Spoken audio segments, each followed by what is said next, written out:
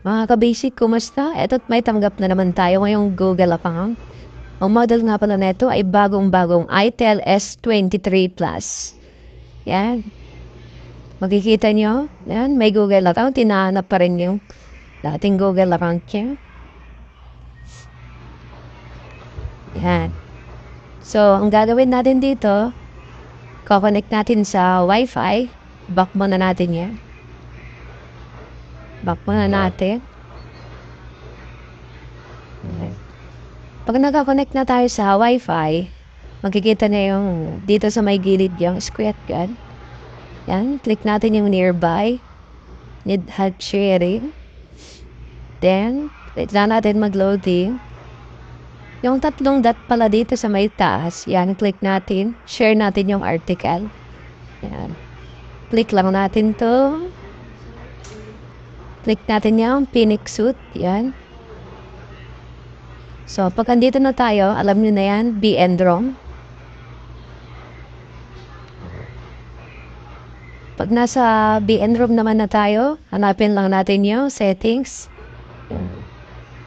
Dito sa may settings, makikita nyo, itel po yung unit na to at Android 13 na rin yung version niya. So, ganito lang yung gagawin nyo. Yan. Pa-comment naman kung taga saan kayo para malaman ko kung saan umabot yung video na to. At pa-comment na rin kung ano yung sira ng unit niya. Baka magawan ko ng video sa susunod na upload. Okay na? Na-open na natin yung accessibility menu.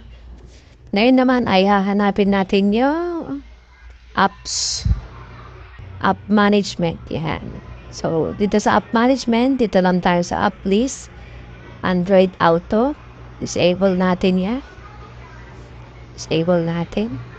Yung back. Tapos dito sa Android setup. Force stop lang natin yun. Dito naman, hanapin pa natin yung pinakalas, yung Google Play Services. Yeah. Force stop, then disable natin. So, pagkatapos yan, pupunta na tayo sa pinaka main menu. Kailangan nyo nga pala dito ng SIM card din na may signal o may data para ma-bypass natin. So, wait lang natin mag-loading. Pinorward ko na nga para hindi masyadong mahaba at masayang yung oras niya. Wait lang natin. Pag nandito na sa part na to,